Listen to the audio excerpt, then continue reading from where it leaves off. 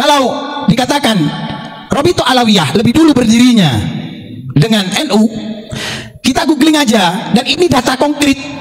Berdirinya Robito Alawiyah itu di tahun 1928. Itu atas dukungan siapa? Kan begitu? Sebelum Robito Alawiyah berdiri, lebih dulu berdiri Al-Irsyad. Saya malam hari ini senang sekali. Kenapa kok senang? Banyak yang tergugah. Banyak yang tergugah kalau saya lihat di media itu. Tergugah hatinya yang tadinya tidak mau membawa Pancasila dalam dakwahnya, sekarang sambil mengangkat pedangnya. Wih, mengangkat pedangnya sekarang. Saya siap mati demi Pancasila. Wah, keren. Cie.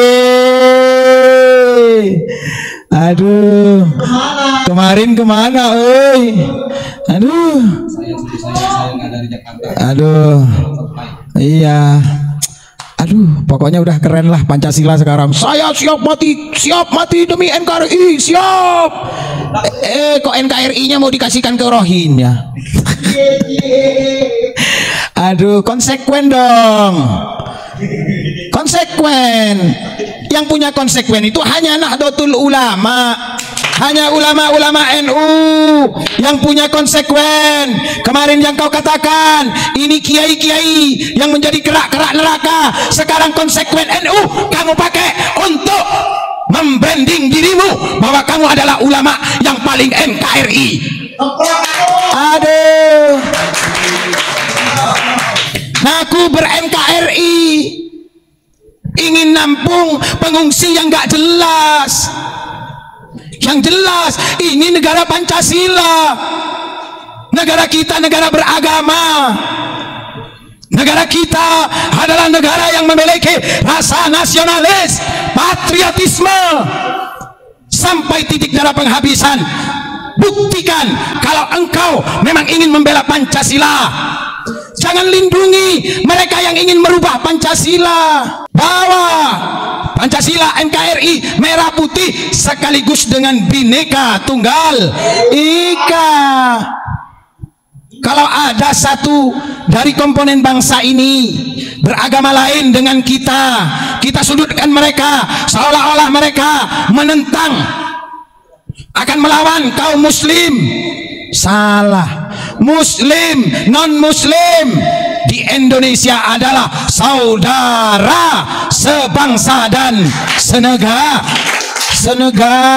Konsekuen. Jangan separuh-paruh, jangan sebelah-sebelah, jangan politik belah bambu kamu gunakan. Kalau memang kau ingin berpancasila, buktikan, doktrinkan Pancasila itu kepada seluruh rakyat Indonesia, bahwasanya kita orang Indonesia memiliki toleransi. Nggak ada ulama-ulama Nusantara, ulama-ulama di Indonesia, kiai-kiai dulu itu mendakwahkan Pancasila dengan mengangkat pedang. Nggak ada. Kenapa NU bisa membumi? Kenapa NU bisa mendunia? Karena NU mengaplikasikan ajaran rahmatan lil alamin. NU walaupun tidak sejalan dengan pemerintah, tidak pernah ingin membuat makar terhadap pemerintah. Catat baik-baik. Ini NU. Mulai dari pemerintahan pertama Presiden Soekarno, Presiden Soeharto, sampai kepada Presiden B.J. Habibie, Megawati, Gus Dur, Megawati, SBY, sampai kepada zamannya Pak Jokowi, NU senantiasa mendampingi Umarok untuk menciptakan kedamaian, ketenangan di negeri NKRI. Loh, ini perlu. Makanya kita harus belajar tentang Nahdlatul Ulama. Pentingnya belajar Nahdlatul Ulama dengan konkret.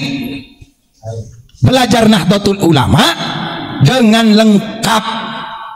Baik itu sebelum berdirinya Nahdlatul Ulama maupun setelah berdirinya Nahdlatul Ulama. Ini penting. Kenapa lambang-lambang NU ini, mohon maaf, lambang NU itu bukan hanya dibuat begitu saja dengan otodidak, diistihoroi, ditirakati, diriadoi oleh hum min auliyaillah. Siapa yang tidak kenal dengan Kiai Ridwan Abdullah? Kiai Ridwan Abdullah terkenal dengan ulama suluk, dengan ulama usul, tapi beliau tidak meninggalkan medan perang, karena pada saat itu negeri kita sedang dicengkram, dijajah oleh Belanda dan kolonialnya. Embrio NU. Mohon maaf, tadi ada pertanyaan. Pertanyaannya gimana? Ada oknum Habib dari Tuban, saya nggak tahu kalau itu dari Tuban namanya. Pokoknya Bagil atau siapa Bagil ya. Beliau mengatakan begini, Gus. Rabithah Alawiyah itu berdiri jauh-jauh hari sebelum NU berdiri. Nah, itu gimana pendapatnya? Monggo. Nahdlatul Ulama ini berdiri 1926. Namun embrio Nahdlatul Ulama itu sudah ada sejak tahun 1904. Namanya apa? Serikat Dagang Ampel. Siapa yang mendirikan? Yang mendirikan adalah Mbah Yai Hasan Gipo. Kenapa kok mendirikan Serikat Dagang Ampel?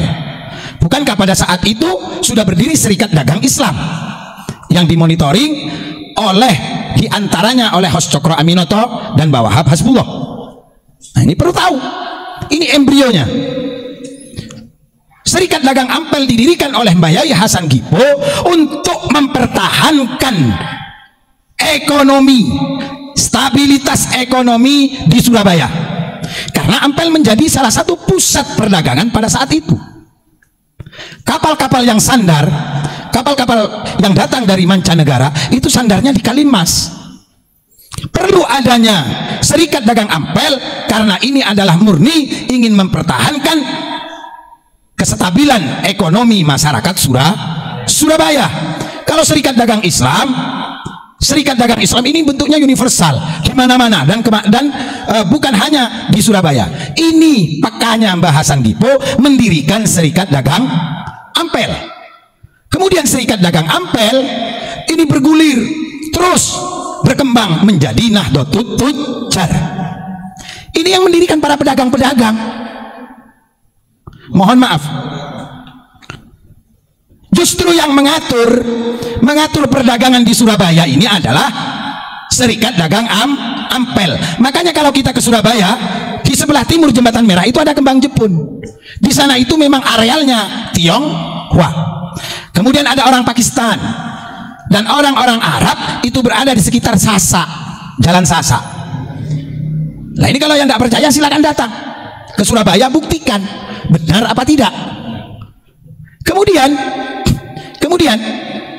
kalau dikatakan Rabithah Alawiyah lebih dulu berdirinya dengan NU, kita googling aja dan ini data konkret. Berdirinya Rabithah Alawiyah itu di tahun 1928. Itu atas dukungan siapa? Kan begitu? Sebelum Rabithah Alawiyah berdiri, lebih dulu berdiri Al-Irsad. Mungkin yang dimaksud itu Al-Irsad, gitu loh. Karena di Al-Irsad itu berdirinya 1914. Di mana 1914